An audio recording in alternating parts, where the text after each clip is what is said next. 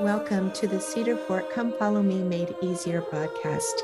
My name is Lynda Cherry, and this week we're going to be studying Genesis 24 through 27.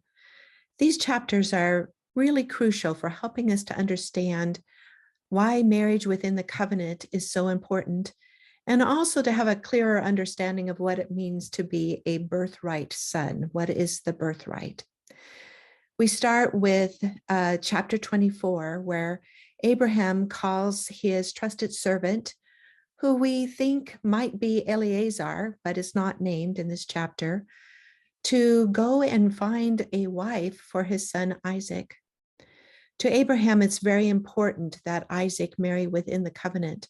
And as they are living in the land of Canaan amongst the Canaanites who worship other gods, Abraham has determined that Eleazar, if it is Eleazar, has to go back to the land that Abraham left, where his family is still living in Mesopotamia.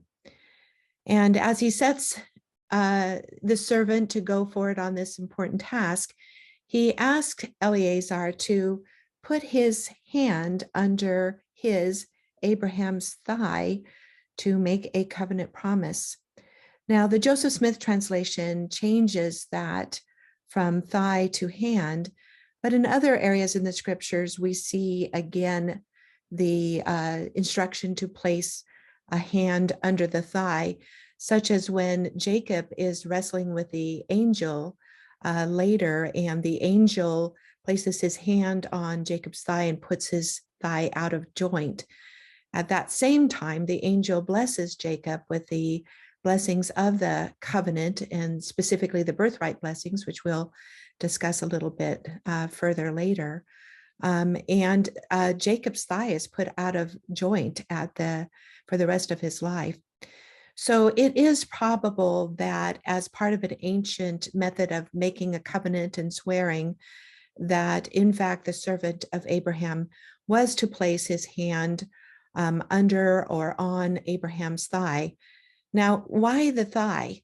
Many scholars believe that it actually is associated with the loins and the promise of the covenant, that through one's loins, one would have eternal seed and increase.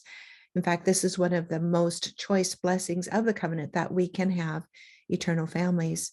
And so the sense is that Abraham wants Isaac to marry within the covenant so that Isaac can reap those covenant blessings of the seed without number that Abraham had been promised, and also that seed, or all of his children and those generations that followed, would be sealed in the covenant to them, and that they would all become part of this covenant family. In fact, the covenant family will shortly, in the next few chapters, take on the name of Israel, when Jacob's name is changed to Israel.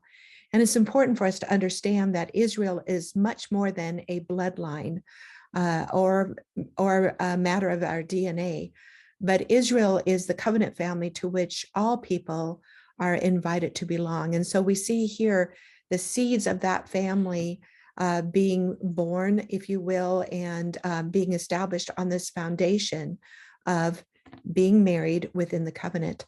So Abraham's servant, who we believe might have been Eleazar, is given this really difficult task, that he is to go through the desert many, many miles and find a wife for Isaac. And more than just a wife, but a wife that would be a good, equally yoked companion to Isaac. It's interesting to note that when this all occurs, Isaac is 40 years old. So it would seem that Abraham has waited for a while before making this decision. And he is concerned that he is nearing the end of his life and wants to make sure that everything is set up properly for Isaac. So the servant goes through the desert. We know that he has 10 camels, and he has this daunting task of finding the right wife for Isaac.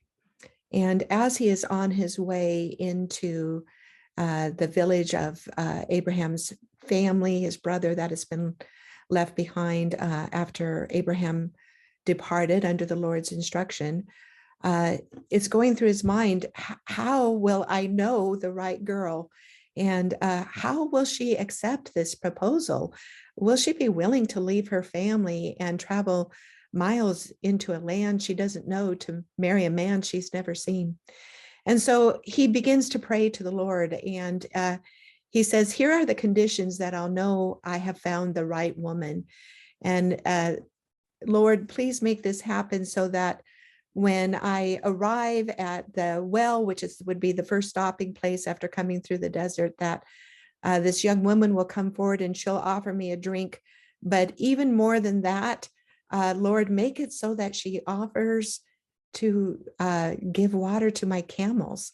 And he has 10 camels with him. And according to different scholars, those camels can drink anywhere from 25 to 40 gallons each after coming through the desert. So this would be quite an endeavor for any young woman when we think about the sheer weight, let alone the number of trips involved. But the scriptures tell us that no sooner had the servant finished saying the prayer than Rebecca comes forth out of her house and comes to greet him. He asks her for a drink. She freely jumps at that task to give him a drink, but then she also answers verbatim the prayer that he had prayed, and she offers to give water to all of his camels. At that moment, the servant is overcome with relief and probably a sense of awe that the Lord has answered his prayer so perfectly. And he jumps off of his camel, and right away, he knows that this is the wife that's meant for Isaac, and he says a prayer of thanksgiving, and he draws out of the saddlebags gifts for Rebecca. Immediately, he gives her a golden earring and jewelry. Now, this was part of the ancient customs of the day that a prospective bridegroom would send a person, a representative that would be appointed and called the friend of the bridegroom, to take gifts to the bride called matan, and also offer gifts of money to her family called mahar. And we see the servant doing this very thing with Rebecca as he offers her the jewelry. She invites him into her home, and he immediately also makes the proposal and also offers coins and goods to her family. Rebecca is living with her brother Laban, and we're going to hear a lot more about him as the story goes on over the next few chapters in the next few weeks. And it appears that Rebecca is actually the grand niece of Abraham. So we have a very close family connection, which is unusual for us today, but very important as we are reading these early scriptures to see that in order to marry within a family covenant, there is an emphasis on people marrying within families. And so we will see that this is the way that a family of faith is developed in the ancient world. And so as who I think is Eleazar enters the house, and he has this prayer of thanksgiving, he offers the gifts of jewelry, and probably clothing was also usually presented to a prospective bride. Rather, I might say some fine fabrics were usually presented to a prospective bride, from which she would make her wedding garments to wear on her special day, and the gifts given to the parents. And Eleazar is so excited and overcome, and we can't help but think that it must be because his prayer has been answered in a way that he probably really couldn't even begin to comprehend, that he's so excited. And he basically says something to the effect of, before we even sit down and eat, I want to make sure that you understand why I'm here and what it is I'm asking, and I'd like to have an answer. Well, it's really important for us to see in this marriage proposal and contract that Rebecca's family allows her the choice. And Eleazar is also respecting her choice to say yes or no about going. And even the timing, as it turns out, because he's really anxious to get back to Abraham and to Isaac. And he asks Rebecca and her family for her to leave the very next day with him. And her family turns to her and asks her, does she want to be part of this? And does she want to, number one, accept the proposal? And further, is she willing to leave the next day with a perfect stranger, going to live with a perfect stranger? It says a lot about Rebecca that she says yes, not only to the marriage, but to leaving the next day. And we can't help but relate the fact that she had come out to offer water to Eleazar and also to the camels, that this is a young woman who acts quickly, who is undoubtedly led by the Spirit. She is a woman of faith, as we will see later, as she bears children to Isaac, her prospective husband. And that it is undoubtedly a spiritual awakening and a spiritual confirmation to her that enables her to so quickly answer in the affirmative that she will be part of the marriage and that she will leave the next day, leave her family behind, probably to never see them again. And so we have to again review, why is it that marrying in the covenant is so important, that Rebecca would leave her home, that Isaac would trust in Eleazar's choice, and that Abraham would send forth his servant in the first place. One of the scripture mastery for seminary is from Deuteronomy 7, instructing the children of Israel that they are to marry within the covenant, because if they were to marry outside of the covenant, the Lord warns that their new spouses would take their hearts away to the worship of other gods. When we really contemplate the blessings of the covenant, specifically the blessings of eternal families, eternal increase, and as we read previously in the book of Abraham, Abraham chapter 2, and understanding that Abraham's family, Abraham's seed, as it said in Abraham 2, were to go forth and bless all of the people of the earth. Abraham 2 specifies for us that the method by which Abraham's seed would bless the entire earth would be through the blessings of the priesthood that Abraham had sought for diligently and had obtained, had passed on to Isaac, and that Isaac will pass on to his son Jacob, who will be renamed Israel when he also becomes part of the covenant. And so when we think about what the blessings of the covenant entail, the sense of a promised land, and for us, we might recognize that beyond a land that we might live in during our mortality, that this specifically pertains to the promised land of the celestial kingdom. The blessing of the priesthood, and that how the priesthood is passed on from father to son during this period of time.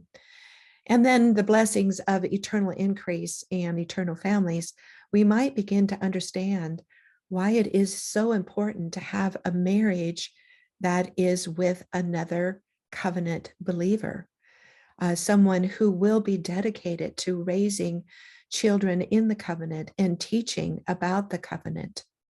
In fact, when the Lord calls Abraham and makes the covenant with Abraham, it tells us in Genesis that the Lord knew. This is Genesis 18. This is what the Lord said of Abraham: "For I know him, that he will command his children and his household after him, and they shall keep the way of the Lord, to do justice and judgment, that the Lord may bring upon Abraham that which he hath spoken of him." So that's Genesis 18, verse 19. And what the Lord is saying is one of the reasons he knew he could trust Abraham and give Abraham that precious covenant is the Lord says, I know Abraham will teach his children the covenant, and that he'll bring his children up in the covenant. Therefore, the blessing, the promised blessing, that all of the people of the earth would be blessed through Abraham's seed could come to pass, because how could that happen if people are marrying outside of the covenant, and in fact, then they lose any sort of knowledge of the covenant. Many times we lose the promises that the Lord has given to those who have gone before us because we simply don't know what to ask for, or we don't know that those promises have been made. So many today are unaware of the Abrahamic covenants. Many today are unaware of the blessings of the priesthood, and so they don't know what to ask for. This is our sacred charge as members of the Church of Jesus Christ of Latter-day Saints, to whom that restoration of the priesthood has been made, and the restoration of the fullness of the gospel, including the new and everlasting covenant, is that we have that opportunity to share that knowledge with others so that they can ask for those blessings in their lives. One of my favorite promises that I have found many are unaware of is the promise in the Joseph Smith translation of Genesis chapter 9, is the promise given to Enoch even before Noah of the rainbow. And to Enoch in Genesis chapter 9, the Joseph Smith translation, the promise of the rainbow is that when the people on the earth remember Zion, Enoch City, and look upward and ask for help from Zion, then those who are the translated beings on Zion can come and assist the people on earth who are attempting to build Zion. Now, I found that many people are unaware of that promise. And because they don't know about it, they don't know that they can ask for this help, that they can remember Zion's purpose, that the people who live on Zion are translated beings, not resurrected beings. And they're translated, Joseph Smith tells us, so that they can come to earth and help those of us on earth, and we can bear to be in their presence, such as a visitation of Moroni to Joseph Smith. And so I think it's so important for us as we study the scriptures to particularly study the promises of the covenant. In fact, the title page of the Book of Mormon tells us that one of the purposes of the Book of Mormon is to remind us of the promises made to the fathers. In my life, I've actually made several journal entries that I refer to frequently of all of the promises that I come across as I read the scriptures. And there are many. It's really quite awe-inspiring. And it's given me an anchor in my life and helped me through difficult times as I remember the promises of the Lord, and I believe that we will receive them. So many of those promises are conditional upon our asking for them and asking that we might receive them. And so it is, I think it's important for us to think about how the Lord gave Abraham that praise, that he knew that Abraham would teach these important things to his children. In fact, we see that in this story, this very story of looking for a wife for Isaac. And I hope that we will take the time to review the covenants with our children and help them to have an understanding of why they're so precious and an understanding of why it is that they might marry in the covenant and continue with those covenant blessings in their own families. Now, speaking of covenant blessings, before Rebekah left with Abraham's servant, it's very sweet that her brother Laban promised her some of her own gifts that resonate with what we know as promises of the covenant. He said to her, "Oh, Rebekah, you will be the mother of thousands of millions." And again, this is going back to the covenant given to Abraham that his posterity would be as numerous as the sands on the seashore, as the stars in heaven, literally uncountable.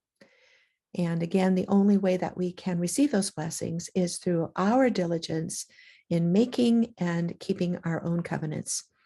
And we will see that even though Sarah herself only had one child, Isaac, that was part of that covenant blessing of posterity, and that Rebekah has two children, we will see that those blessings to both Sarah and Rebekah are fulfilled in having innumerable posterity, including those of us today as their posterity. Whether we are blood Israel or adopted Israel, Paul and Nephi tell us doesn't matter. that all are alike and accounted as Israel who enter into the covenant of baptism, the new and everlasting covenant, and receive the gospel of Jesus Christ. So we are part of that promised heritage to Sarah and to Rebecca and to the many mothers and fathers who have gone before us. Now, we picture Rebecca and the servant, who I think is Eleazar, traveling through the desert, and we have to wonder what was going through Rebecca's mind. We will find out later in the scriptures that Rebecca was 20 years younger than Isaac was, and surely as any young girl would, she is wondering about what her husband is going to be like, and undoubtedly she's been asking Eleazar all about Isaac and all about the living conditions, and we can't help but think she might have a little bit of nervous anxiety as she begins to approach. And as they do begin to approach, the scriptures tell us that Isaac was meditating out in a field.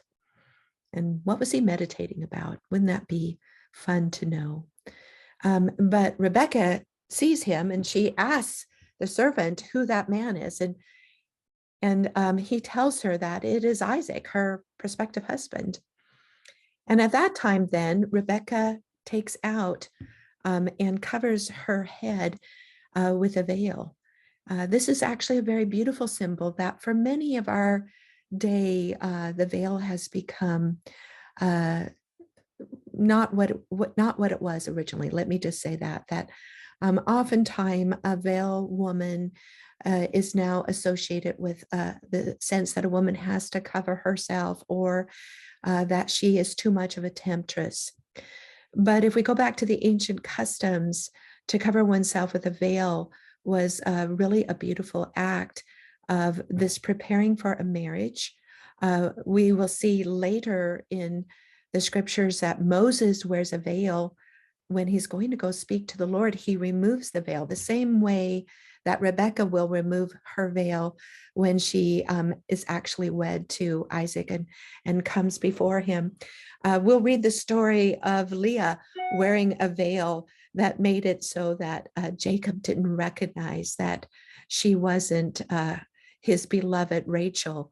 But we will also see in 1 Corinthians 11, we will see reference to a veil there as well, where Paul instructs women to be wearing a veil when they're praying or officiating in certain ordinances, so that the angels will take notice, is what Paul says. Now, that's an interesting thing and has caused a lot of controversy over time. But if we look at the first two verses of 1 Corinthians 11, we see that Paul's first instructions is, he says, don't depart from the ordinances the way I've given them to you. And if we think about what might those ordinances be that would require a woman to wear a veil so that angels will take note of what she's doing, we go back to some of the original language, and here we have tremendous help from a BYU professor, Alonzo Gaskell, who has written a number of books about symbolism, and tells us that actually the veil was a symbol of authority. And that if we look at some ancient carvings in the Christian catacombs in Rome, we see men and women standing together wearing special robes, with the women with veils on their heads, their arms upraised, and a little lamb in the center of them. And it appears that they are praying together. Now, Brother Gaskell helps us to understand that in context of what were likely early Christian ordinances being performed in those catacombs, it looks as if the women are wearing clothing that is similar to the clothing that had been worn by the ancient priests in the temple in Jerusalem, and that they are in some way officiating in what looks to be a special temple prayer ordinance. And then the sense that Paul first says, don't depart from the ordinances as I've given them to you. And then a woman ought to have a veil on her head or authority on her head, so the angels will take notice or bear witness, we might see things as the veil being a tremendous privilege for a woman to wear, as representative of a certain authority given to her by God. And so we're going to backtrack a little bit here with the sense of Rebecca wearing that veil as she alights from the camel and goes forward to meet Isaac. We might see it as a symbol of covenant. We might see it as a symbol of their covenant marriage. And that while Isaac is a birthright son, has certain privileges through the priesthood, that Rebecca is getting dressed in a way to represent her equality with Isaac. This is so important for us to see in the scriptures. Many, many times I have women tell me that they think women don't get equal play in the scriptures, and that in fact, all the scriptures are God talking to men and women are sort of an afterthought. I hope as we study that we'll see that really isn't the case, and that we will see how often the Lord in the scriptures is lifting a woman up, specifically and especially through marriage, as we will see every time that a dispensation is restored or the gospel is restored to a new dispensation. We will note an equality in marriage that isn't noticeable in the culture around those people. So, for example, we see Sarah really truly beloved by Abraham in a time when, because of her barrenness, Abraham could have divorced her in terms of what was happening in the rest of the culture of their time. But Abraham does not divorce Sarah for her barrenness, and he loves her and cherishes her and keeps her in a very honored position as his equal. We see the same with Moses and Zipporah, and we will see the same with Joseph Smith and Emma at a time when women were seen to not have much value before the Lord or have much of a say in terms of society. Most important of all, we see Jesus offering women an important equal role during his ministry when he teaches Mary and Martha at a time when it was literally against the law for a father or husband to teach the scriptures to his wife or to his daughter. So I hope that as we go along, you will take note of how, when the Lord is performing a covenant marriage or renewing the gospel, the new and everlasting covenant, that you will see that a woman is always lifted up in her role. We will see that throughout the scriptures. So in any case, we are going to see that for sure in Rebecca and the story of Rebecca and Isaac and the children that Rebecca gives birth to. So Rebecca comes off the camel. She puts the veil over her head. She and Isaac are brought together. They are married in a covenant marriage. And it tells us that Isaac loved Rebecca and he was much comforted by her. And they went, in fact, to live in the tent that Sarah had lived in before, his mother, Sarah. So it's really quite beautiful and touching. I love how many love stories there are in the scriptures that help us to understand how important marriage is. And this is one of them. So it tells us that Rebecca was also barren, following in the same sort of footsteps as her mother-in-law, Sarah. That in fact, Rebecca was barren for 20 years. And Isaac prayed that she might be able to have children. I know beyond a shadow of a doubt that Rebecca was also praying that she might be able to have children. And isn't this always sort of the test of the Lord? They're promised that if they're married in the covenant, that they're going to have so many children that you can't number them in terms of their posterity. And then they're put to the test. Will they believe those promises even when it seems impossible for them to be fulfilled? This is the test that each one of us also encounters. Each one of us has had patriarchal blessings or perhaps blessings of healing or even whisperings from the Spirit that have made certain promises to us. And we wonder how it's possible for those promises to be fulfilled. Certain things happen that make us think they won't be fulfilled. But we can show faith like Abraham and Sarah and Isaac and Rebekah and many, many others who have gone before us, who, as it tells us in Hebrews chapter 11, that they viewed the promises afar off and they embraced them as if they had already been fulfilled. And the Lord will bless those of us who exercise this sort of faith in the promises that he has given to us. So in the meantime, while they're waiting for waiting for their children to arrive, the promises of the covenant, Abraham marries. He marries Keturah, and he has 6 sons through Keturah. Remembering that the blessings of posterity to Abraham are also in effect for Ishmael, his son, and the sons that were born through Keturah, that there are many, many relatives of Israel through Abraham, to which we need to have respect and compassion and brotherhood, and heal some of the wounds that have occurred over time in the separations that have occurred through jealousy over birthright blessings and so on. So Abraham has 6 sons through Keturah, and then Abraham dies. He dies at the age of 175. And as had been prophesied and promised through the Lord, Isaac is the one who is the birthright son, and everything is given to Isaac. We're going to talk a great deal about birthright throughout the scriptures and try to gain a better understanding about what it means. Oftentimes it seems so unfair to people who live in our day and don't have a full understanding about how things worked. But in these ancient days, the birthright meant that that son would be the one to be the priesthood leader.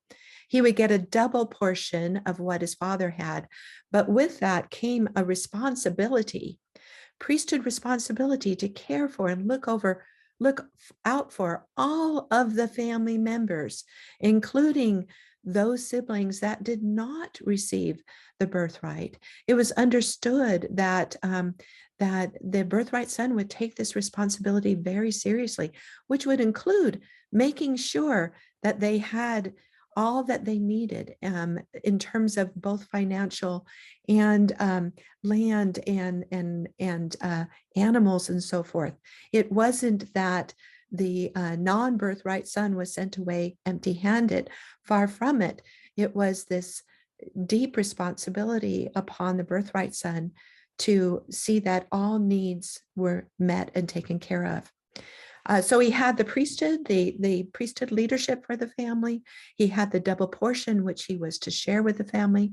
When we think about Jesus Christ as the birthright son, that might help us to have a better idea as to how those birthright blessings were to be carried out for the rest of the family.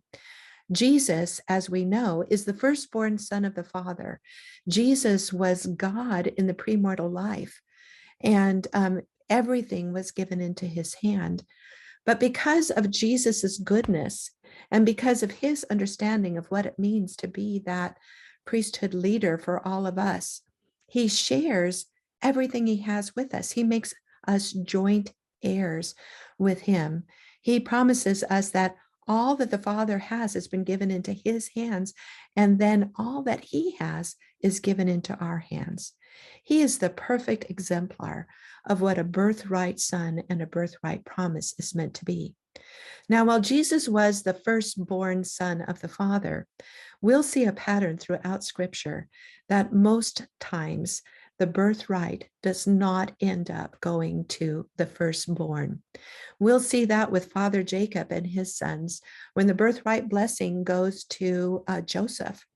But we will also see that Judah receives some very important keys of leadership as well, which causes some confusion for those brothers and for their posterity. We'll see, for example, that Nephi is not the oldest brother, but he becomes the birthright son. And both Nephi and Joseph really earned that birthright privilege and status because of their own seeking after God, because they sought to have a covenant with God. And they don't earn it by being children or grandchildren.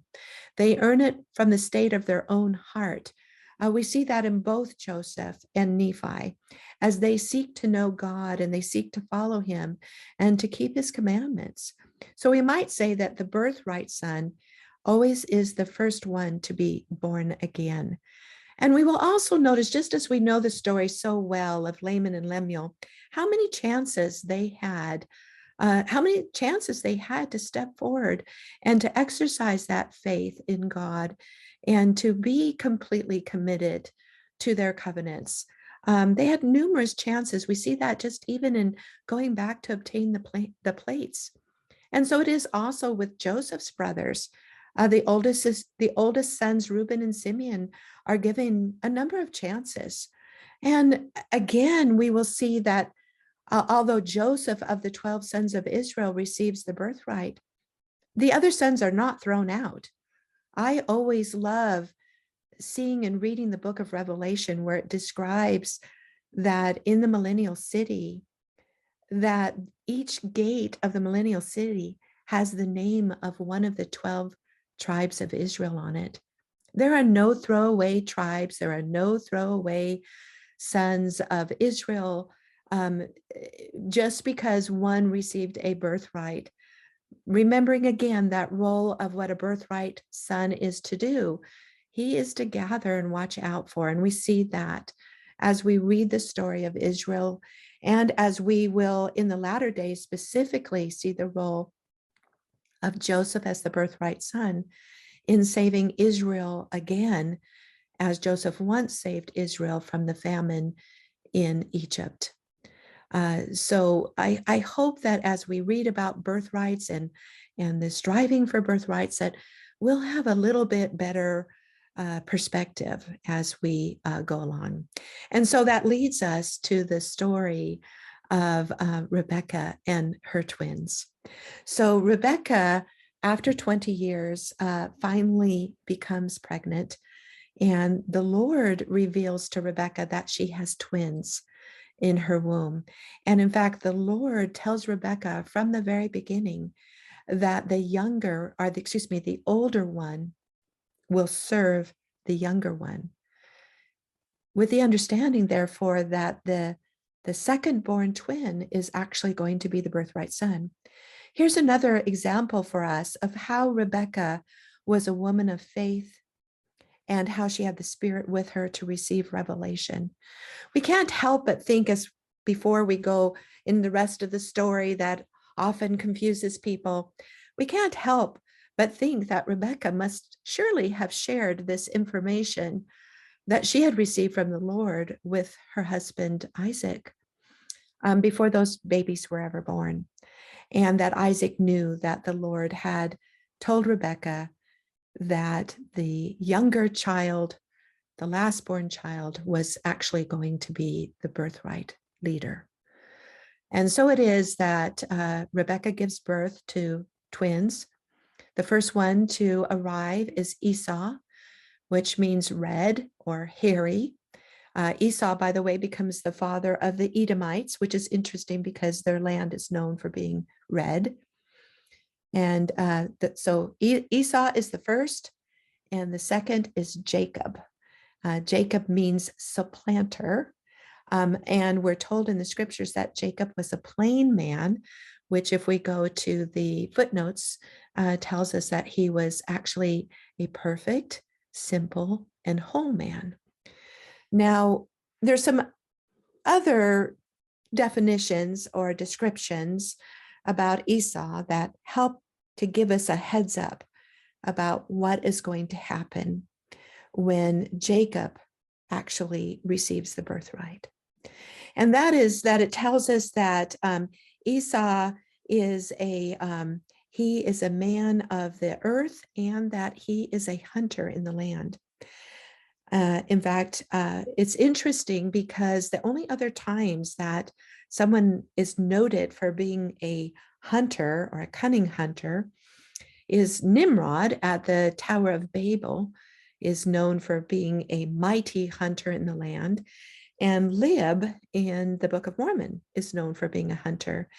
And it's kind of implied, and our friend Hugh Nibley helps us to see an additional meaning in that sense of a hunter, as it's used in this sense in the scriptures, as being someone who is not showing a particular stewardship towards the animals, but rather using them in some sort of harmful and manipulative way. Now, this is not to say that animals were not meant for meat. That is not the case, but rather that in some way they are using some sort of cunning manipulation on the animals. So those are just a couple of cross references in terms of Esau being described as a hunter. And early on in the description of Esau, way before the birthright is sold for a mess of pottage, Esau is said to ask the question, "What profit shall this birthright do to me?" He's all about kind of fitting in with the neighbors and meeting girls and his hunting. And he doesn't seem to be very serious about what the responsibilities are that come with the covenant, specifically those priesthood responsibilities and the responsibilities of the birthright son. So in fact, in Genesis 25, verse 34, it says Esau despised his birthright and he married outside of the covenant. So here, by comparison, that his father and his mother had a marriage that was specifically arranged and ordained so that it could be a covenant marriage. Esau marries outside of the covenant. He marries amongst the Canaanite women, and he's not much interested in what this birthright blessing would have been of the covenant and of the priesthood blessings. And so it says, in fact, that when he married outside the covenant, that he brought grief to both Rebekah and Isaac, and that's in Genesis 26:36. It's important for us to understand that when we contemplate the story that is going to happen. Now, in the meantime, as I mentioned earlier, this covenant making is really important to be made individually with God, and that Joseph and Nephi earned their status as a birthright son by seeking after God. Well, Isaac also did the same. Isaac is the birthright son through Abraham, but we're told in the book of Genesis that Isaac valued that covenant and that he sought the Lord himself. And it's really quite important to understand that the Lord appeared to Isaac and renewed the covenant directly with Isaac. In other words, at that point, Isaac isn't the birthright son simply because Abraham was a wonderful father, but Isaac now is the birthright priesthood leader because he himself has made a covenant with the Lord.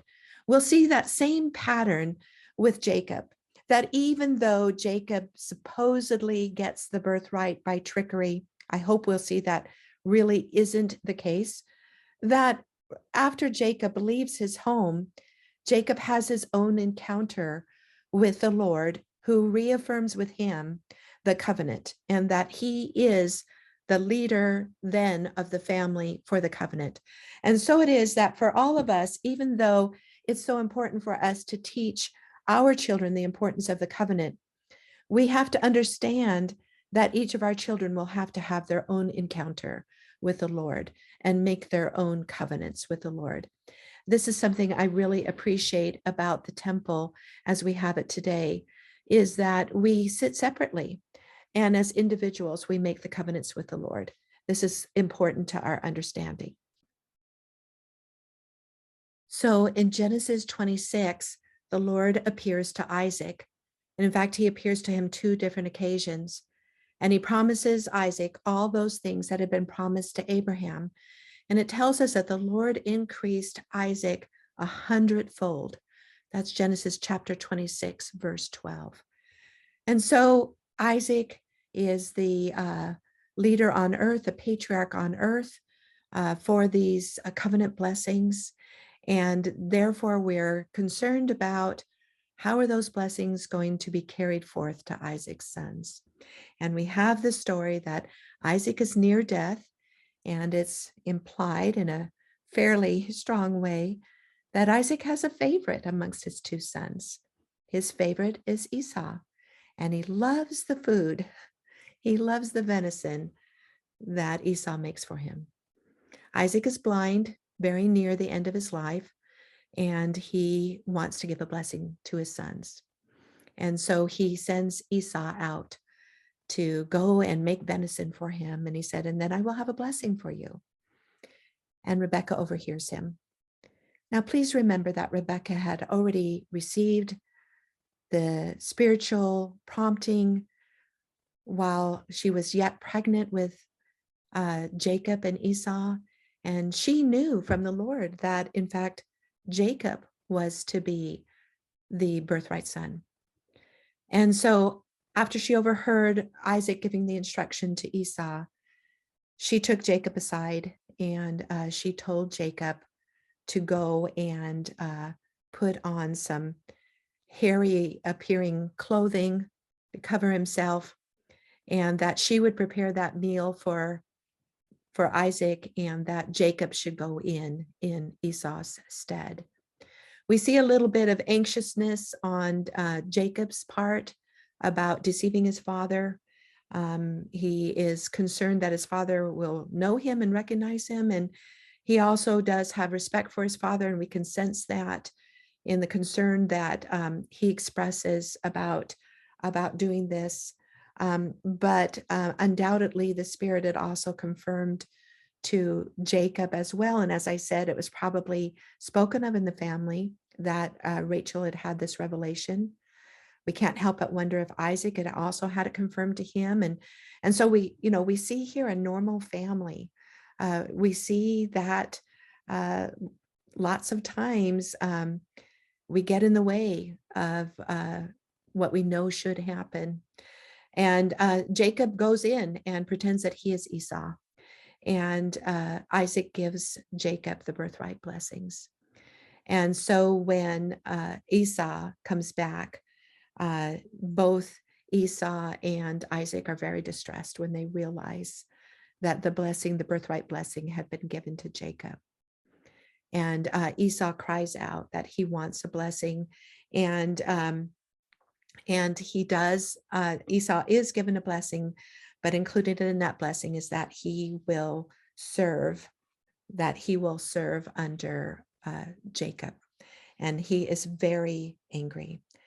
Well, we have to wonder, of course, because we think Isaac is a patriarch. He has a close relationship with the Lord. He's seen the Lord at least twice that we know of. He was taught by Father Abraham, and we say to ourselves, what's the deal? Why didn't Isaac do what he should have done? And how could Isaac be fooled? And I think it's an important discussion for us to ponder and to think about, and to recognize and to realize how we are all human and have our fallibilities. And yet the Lord did bring to pass what he had prophesied from the beginning, and that is that Jacob would be the birthright son. We grieve with Esau a little bit, but I think it's important for us to understand that this is not something that occurred suddenly, so to speak, in terms of the fact that Esau was old enough to have married and to have married outside the covenant, and that all of this had transpired building up to this day. It wasn't a day that suddenly that Esau lost his birthright. We might feel some reassurance about Isaac's role and Isaac's peace of mind when we continue in our reading and see that Isaac, under Rebekah's urging, told Jacob that Jacob had to go back to their former lands where Rebekah was from, and that he had to go marry within the covenant. And as Jacob is prepared to go and Esau is very angry, Isaac gives Jacob another blessing. And in this blessing, knowing full well who his son Jacob is, Isaac pronounces all of the blessings of the covenant upon Jacob, as it had been intended by the Lord in the first place. But we also have to note, just as we began this study, that Jacob has that covenant blessing ratified by his father once Jacob has consented and determined that he is going to go back to his mother's lands so that he can marry within the covenant. And so that, please note, Esau married outside of the covenant, didn't care.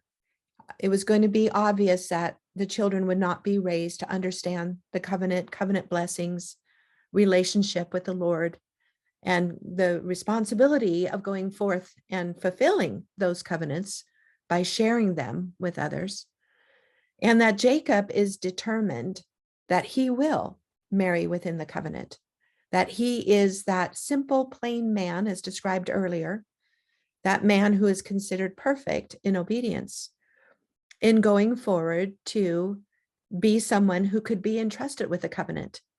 And in fact, this is completely confirmed by the fact that on his way back to Mesopotamia, Jacob lays down and has a vision. And in that vision, he sees the ladder going up into heaven and angels ascending and descending on the ladder. And he has the encounter with an angel. And in that encounter, his name is changed to Israel. He is the father of the covenant family of Israel, that the Lord himself appeared to Jacob to confirm and ratify those covenant blessings upon him.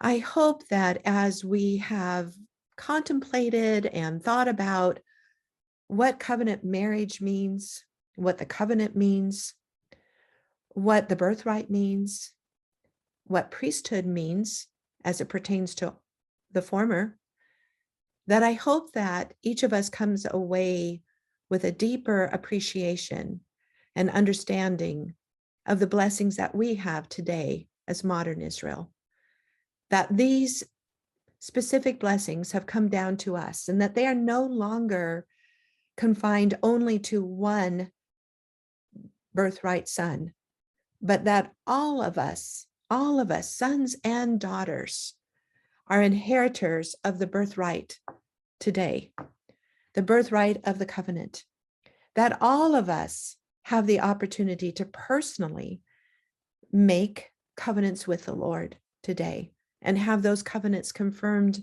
and ratified upon us.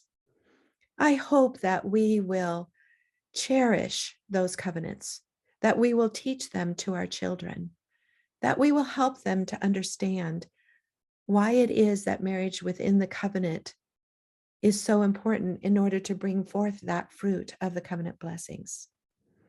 I am so grateful for the restoration of the gospel of Jesus Christ, that we live in this day of fullness, that as men and women, we are equal before God and equal in the opportunity both to receive promises, but also to serve in his kingdom.